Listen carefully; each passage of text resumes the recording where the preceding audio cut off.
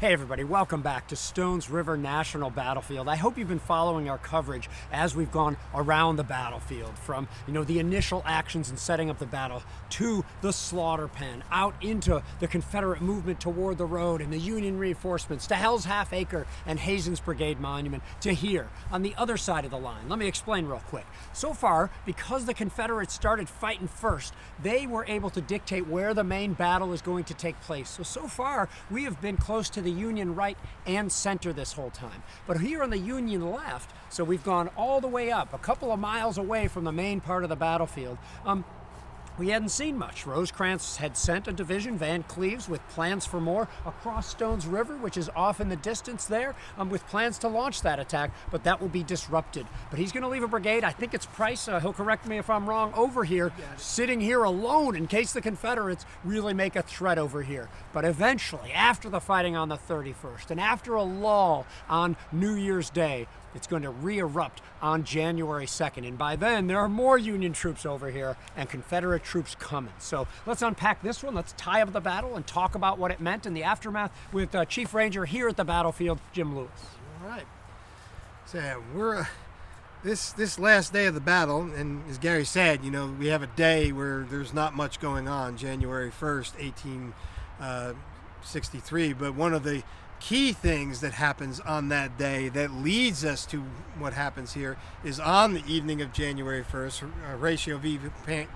Van Cleves division, now commanded by Sam Beatty, will actually head down this trail you see here, which is the historic roadbed of McFadden Lane, down to about where you see the bridge behind me, which is where McFadden's Ford was, and cross the river that evening.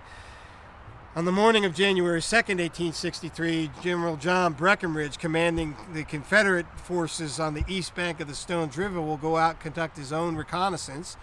And we'll see the Union forces occupying the hill on the opposite bank of the Stones River. That is the highest ground on the battlefield. He will ride back to General Bragg's headquarters. Bragg has actually moved his headquarters from in town to a tent headquarters closer to the battlefield, which is marked as part of the park today.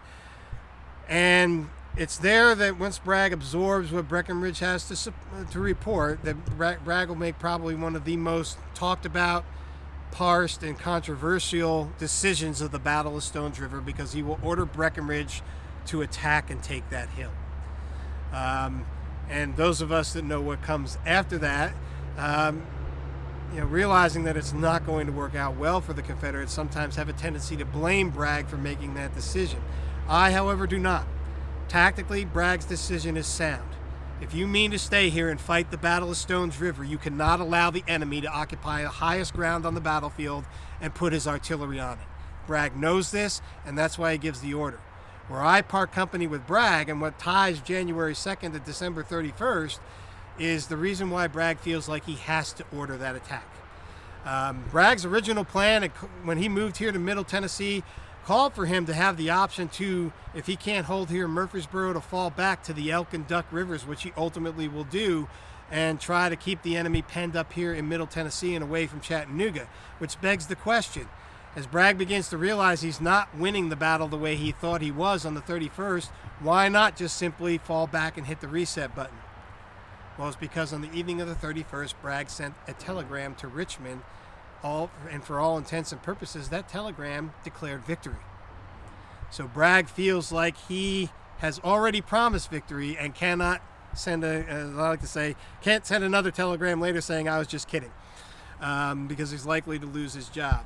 And so that reason why is a little bit more iffy, because, a general that makes a decision that's going to kill his men based on his career prospects probably doesn't deserve a whole lot of respect from us.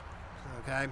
Nevertheless, the decision is made. John Breckinridge is a good soldier. He will get his 4,400-man division ready to go. He chooses to make essentially a bayonet charge with his entire division.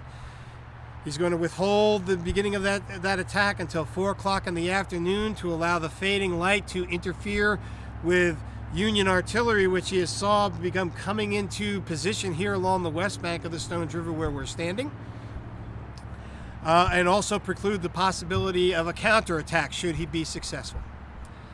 He will line his men up in the trees, about a half mile away from the base of the hill that the Union forces occupy. He will have his own artillery open up against what turns out to be 57 Union cannons spread out in a gun line stretching more than a half mile here on the west bank of the Stones River to engage them while he makes his move. His men will move forward across the field. They will engage the enemy, firing one shot, and then they will charge with bayonets. They reach the top of the hill. But then comes the next big question. What do they do next? Nobody really planned for that, because normally when I say bayonet charge, everybody kind of shrugs their shoulders and goes down and figures, oh, this ain't going to work. Well, it did work, but nobody really thought about what to do next. So there they sit on the hill. They watch the Yankees as they're running down towards the river here behind me and crossing it. And what they decide to do is follow one of, those aces of military doctrine. If you got them on the run, keep them on the run. They reform.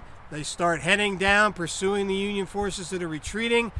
And that only took a couple of minutes. But in that time, almost every single one of these 57 cannons that are behind the camera now have all focused in on that wave of gray coming down, and they open fire. This whole attack from start to finish lasts 45 minutes, and when it is done, there are more than 1,800 Confederate soldiers dead or wounded along the banks of the Stones River. It's one of the most devastating artillery actions of the entire Civil War that will break up Breckinridge's charge. As Garry mentioned, more Union troops have moved into this area. They will actually surge down and back across the river, pushing Breckinridge all the way back to his starting point at Wayne's Hill. And when the day is done, both sides basically occupy the same ground that they had at the beginning of the day. But it is not a draw. Breckinridge has lost 40% of his men in the space of an hour, and he now faces greater than 2-to-1 odds against him on the east bank of the river. And lest we forget, the original Union attack plan was to cross the Stones River here with overwhelming force, sweep down the east bank, and into Murfreesboro. Rosecrans is poised to basically snap his fingers, reset the clock, and start again. On top of that, Bragg gets word from his chief of cavalry, Joe Wheeler, that there are reinforcements and wagon trains heading here from Nashville. In fact, they are beginning to arrive, and as they will arrive on the January 2nd, 3rd, and those troops coming in, elements of Thomas's center wing that had been stationed up at Gallatin, Tennessee, they will replace almost all the casualties Rosecrans has taken during the last 3 days. Bragg has no such help coming to him. And Bragg, being a former artilleryman, also realizes by January 2nd that Union artillery basically controls the entire battlefield. And so that's why, once the fighting is over on January 2nd, Bragg will take about a day to figure it out. But on January 3rd in the evening, the Army of Tennessee will begin moving out of Murfreesboro down the Shelbyville Pike, eventually to Tullahoma, Shelbyville, and begin setting up that new line that he had thought about setting up if he could not hold Murfreesboro. And on January 5th, 1863, the Union Army would move into Murfreesboro and declare victory. But it was a tough one. As we've already been saying, out of those 81,000 men, more than 23,500 are dead, wounded, or captured. Both armies have sustained nearly 30% casualties, which is the highest combined rate of casualties for any battle in the entire Civil War. But it's still a huge win for the Union. Lincoln gets his victory to support the Emancipation Proclamation. From January 1st, 1863 on, this is no longer simply about a war about putting the nation back together the way it was. This is about remaking the United States of America and ridding us of the institution of slavery. Murfreesboro will become a massive forward supply base for the Union. The building of Fortress Rosecrans will take place here, and some of those remnants we have here today at the park, although we won't be able to visit them today. And this will be the jumping off point for campaigns that will take this army through Tullahoma, on to Chattanooga, then from there to Atlanta, from Atlanta to Savannah and the sea, and from there to the Carolinas. Stones River ends up being the beginning of the end for the Confederacy. And probably nobody sums up this battle better than President Abraham Lincoln, who basically it's his fault that we have to fight here at the end of December, the beginning of January. But in August of 1863, months after this battle is over, he writes to General Rosecrans, and he still remembers what happened here. And he says to Rosecrans, "I can never forget, whilst I remember anything, that at the end of last year and the beginning of this, you gave us a hard-earned victory, which had there been a defeat instead, the nation could scarcely have lived over." Thanks, Jim. I'm reluctant to come on after that.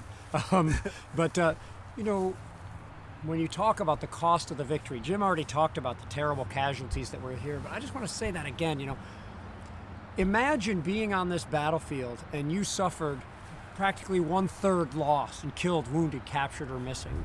And the unit next to you did too. And maybe there's a brigade behind you that didn't quite fight as hard and only lost 5% of their soldiers only. I mean, think of the tragedy of even that. But they lost 5%. That means offsetting that is another one that lost 55% of its soldiers. Throughout this entire battle, it was so desperate. And this level of casualties is something you just don't see anywhere else. A couple other battles, sort of nip on the heels of such a terrible statistic. But only Stones River can claim battle-wide such a level like that. And I think Chris Mackowski had something to add as well.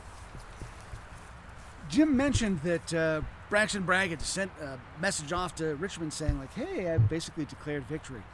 Earlier on this trip, when we were at Shiloh, think about after the first day of the battle there, on April 6th, when PGT Beauregard, taking over for the mortally wounded Albert Sidney Johnston, sends a telegraph basically saying, hey, we've won. We'll clean things up tomorrow. And I've got to think that probably informed some of Bragg's thinking here, although perhaps it should have informed him to not send such a telegraph in the first place. But then that's got to be in the back of his head too, as he's thinking, I need to finish this out. But Jim, I want to bring you back on, because in the midst of all that discussion, you said something positive about Bragg. Through hindsight, we look at this as a disaster, but he made the right call. And that ties back to something earlier you told us today. Like, Bragg's easy for us to beat up on, but there's actually some redeeming qualities to this man. There are. I mean, he certainly is what they refer to as a martinet. He likes to follow the rules to the point of actually, not being able to get along with other people. But, I mean, sometimes I think we oversimplify Bragg. I mean, Bragg loses almost every battle he's in command in, and so people like to just kind of, well, he's a moron. He's the worst general they ever had.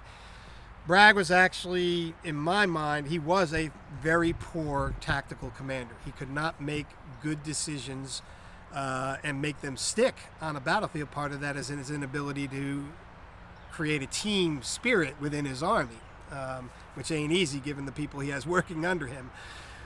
But Bragg is actually an excellent planner. I mean, look at the Battle of Stones River.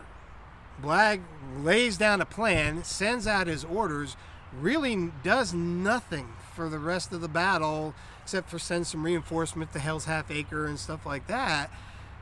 And they almost do it without any real changes. So that tells me that's a pretty good plan. You know what I'm saying? It forces Rosecrans and the Union Army to pull out all the stops to turn this thing around. And then when I think about Bragg and some of the things, when he gets command of this army, and his first campaign really is the Kentucky campaign, and he starts talking about wanting to have coordinated efforts between his army and Kirby Smith and the armies in the East and armies in Mississippi. Well, I start thinking about what Grant was doing in 1864, which we talk about with the Overland campaign, where he's turning the screws in different places. Red River campaign, Atlanta campaign, and we say that's what wins the war. Bragg's ideas never come to fruition because that's just not the way the Confederacy is set up, and they're not able to do it. But I mean, it shows me somebody who really understands the bigger super strategy of the war and ways for the Confederacy to win. And I don't really see that from most other generals in the Confederacy. I think Bragg, honestly, is the best strategic mind the Confederacy has, but they can't use it. All right, thank you so much, Jim. Thank you, Chris. We are concluding our Stones River coverage. You've already seen us at Fort Henry, Fort Donaldson. You've seen us at Shiloh and Corinth and Parker's Crossroads. Who knows where we'll go next? Well, we know, but we're not going to say that yet. So make sure you watch our next videos, on YouTube or on Facebook. Please share them with your friends, and make sure you go to battlefields.org to get inspired or further inspired. Thanks, Chris. Thanks, Chris. Thanks, Jim. Thank you all for supporting battlefield education and preservation.